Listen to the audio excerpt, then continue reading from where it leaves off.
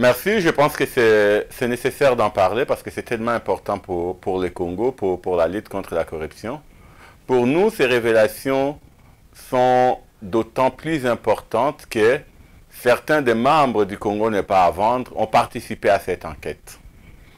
Et si ils l'ont fait, c'est parce que nous nous sommes trouvés face à des documents qui ont confirmé certains soupçons qu'on avait sur de l'argent détourné et surtout nous nous sommes retrouvés au cœur d'un système de corruption monté par les pouvoirs passés où on pouvait retracer tous les chemins parcourus par l'argent public. C'est-à-dire savoir qu'à telle date, à telle heure, sur tel compte chez BGFI, la GCAMIN ou la Banque centrale a viré telle somme d'argent et cet argent est arrivé à BGFI et BGFI soit à une date précise, à telle heure, l'a remis à quelqu'un en main propre qui n'est pas un fonctionnaire, qui n'agissait pas en tant que représentant de l'État ou l'a viré à un autre compte appartenant à des entreprises privées. Donc, Congo Hold Up pour nous représente un pas important dans la lutte contre la corruption et surtout dans la manifestation de la vérité d'un système de corruption, de détournement mis en place par le régime Kabila.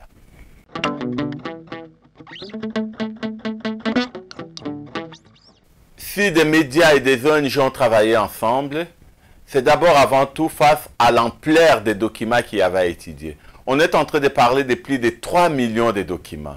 Et il faut vous rappeler que quand vous regardez les consortiums qui ont travaillé sur ces documents, il y a au minimum 5 ou 10% qui connaissent les Congo.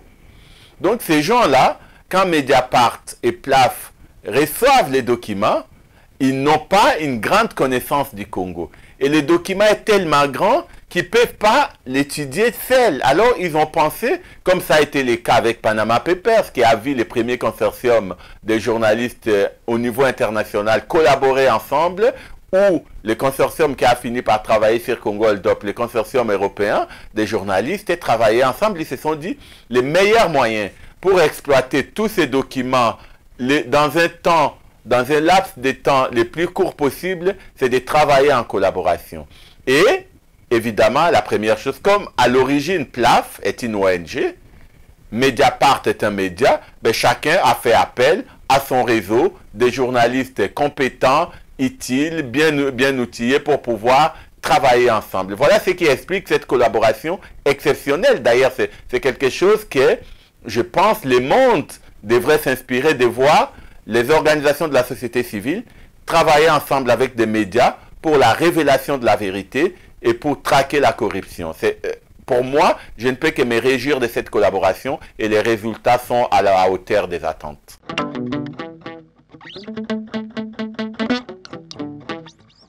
Alors ça, c'est un processus qui a commencé, mais ce n'est pas un processus évident.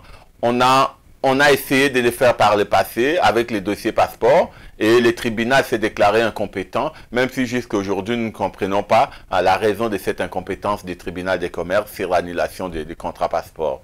Mais cette fois-ci, nous avons fait une réflexion, nous nous sommes dit, écoute, il est inadmissible que nous continuions à dénoncer la corruption sans qu'il y ait des actions judiciaires. Alors, on veut travailler différemment. Différemment, ça veut dire quoi? Ça veut dire qu'on va commencer par constituer un collectif d'avocats et nous sommes en train de les chercher, mais nous sommes en train de chercher des avocats compétents, mais avec une éthique irréprochable, avec des valeurs comme les valeurs que partagent les membres de la coalition du Congo n'est pas à vendre, qui aiment ces pays et qui ont envie que les choses changent et que la corruption s'arrête. Donc ce processus a commencé par l'identification des avocats. Une fois qu'on aurait mis en place ces collectifs d'avocats, alors seulement on pourra mettre à leur disposition les dossiers pour qu'ils fassent le travail de préparation des dossiers et de dépôt des plaintes dans les tribunaux congolais. Et il faut juste dire qu'on ne va pas s'arrêter qu'au Congo, parce que l'une des choses que Congo Hold Up apporte et qui montre l'intérêt des autres médias, des autres organisations de la société civile européenne, voire asiatique, c'est que dans Congo Hold Up, on voit clairement qu'il n'y a pas que les dirigeants congolais qui sont complices des détournements des biens publics, mais il y a aussi des citoyens étrangers, il y a aussi des banques commerciales étrangères qui sont concernés, mais surtout, certains des biens détournés se retrouvent aujourd'hui à l'étranger. Et donc, dans ces mouvements de récupération des biens mal acquis, on va non seulement travailler sur les Congos, on va aussi travailler à l'extérieur, soit directement par notre collectif d'avocats, soit en collaboration, en partenariat avec d'autres organisations qui poursuivent les mêmes objectifs à travers le monde. Donc c'est une question de temps, mais nous y travaillons et le plus rapidement possible, dès que le collectif sera constitué, on pourra lancer la phase pratique, c'est-à-dire études, préparation des dossiers et dépôt des plaintes à travers le Congo et à travers le monde.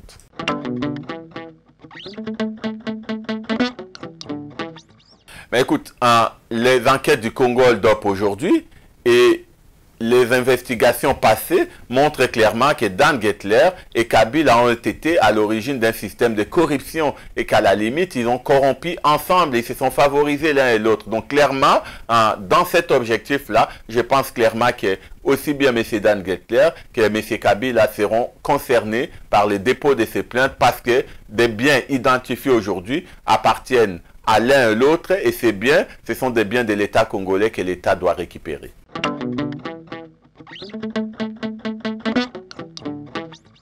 Alors, cette question de la récupération des biens mal acquis est née d'un constat, comme je le disais tout à l'heure. Il y a eu tellement de détournements et de corruption dans ces pays.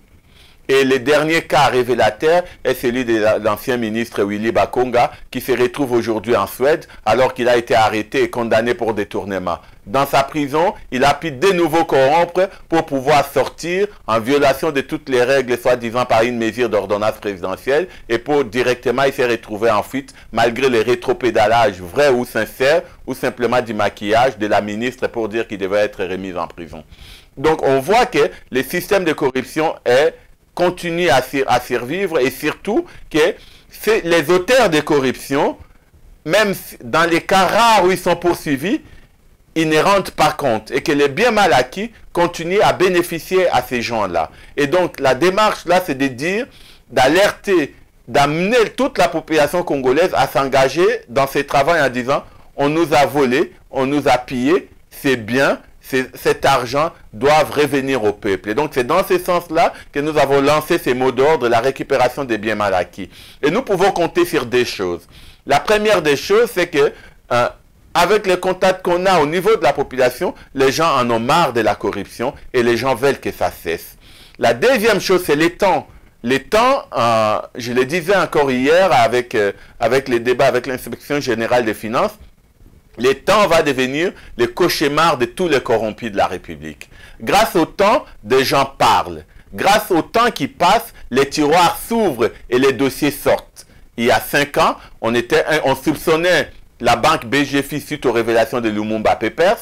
On soupçonnait Égal de bénéficier des faveurs de l'État, mais on n'avait pas d'éléments parce que les gens avaient peur, parce que les pouvoirs contrôlaient tout. Le temps passe et aujourd'hui on a ces documents. Et nous avons la certitude que demain, d'autres personnes témoins de ces corruptions vont parler, d'autres documents gardés secrets seront révélés et quand ces documents, quand ces faits seront connus, eh bien, nous poursuivrons ces personnes pour récupérer ces biens. Donc, les corrompus de la République n'ont qu'à bien se tenir car le temps joue contre eux et la détermination de la population congolaise est sans faille. Aujourd'hui, ils peuvent continuer à bénéficier de la corruption, ils peuvent en profiter, mais demain, ils rendront compte. Et ça ne concerne pas uniquement les gens de Kabila, comme on veut nous le faire croire, ça concerne aussi les gens qui sont au pouvoir aujourd'hui. Parce qu'il y a une chose qui est fondamentale dans la question de la corruption, c'est qu'il est nécessaire de séparer la corruption de la politique.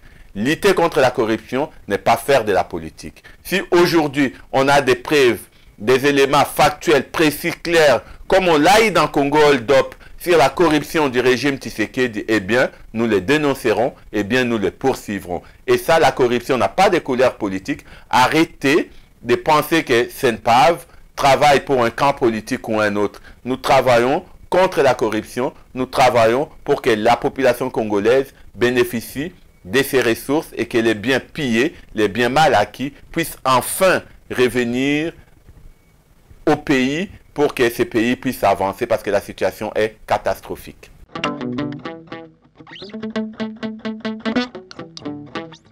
Merci. Je voudrais juste te dire un dernier mot de la fin, parce que je pense que c'est fondamental. Le Congo, c'est 2 345 000 km². Je reviens d'un long voyage à travers les Kasaï et les Sankourou pour parler des questions d'électricité. Mais ce que je vis à l'intérieur des pays, c'est que des hommes sont réduits en état d'âne pour pouvoir survivre. Pas d'eau, pas d'électricité, pas de routes, pas d'habitation. J'ai été obligé parfois, malgré l'argent que j'avais, de dormir affamé, parce que les habitants ne savent plus garder des choses, de dormir dans des conditions inhumaines, et ça c'est la vie des millions de Congolais à travers la République. Et pendant ces temps, nos dirigeants politiques détournent des millions et osent après nous tenir un discours de dire « et alors, et alors, et alors ». Cette situation doit s'arrêter et la lutte contre la corruption doit devenir une priorité pour chacun d'entre nous. Parce que si nous faisons reculer la corruption, si nous récupérons les biens mal acquis et les biens détournés, eh bien cela profitera enfin à ce peuple. Il est temps que les dirigeants cessent de se remplir les poches et se consacrent à travailler pour développer ces pays, pour accomplir les paroles de l'hymne national, un pays plus beau qu'avant.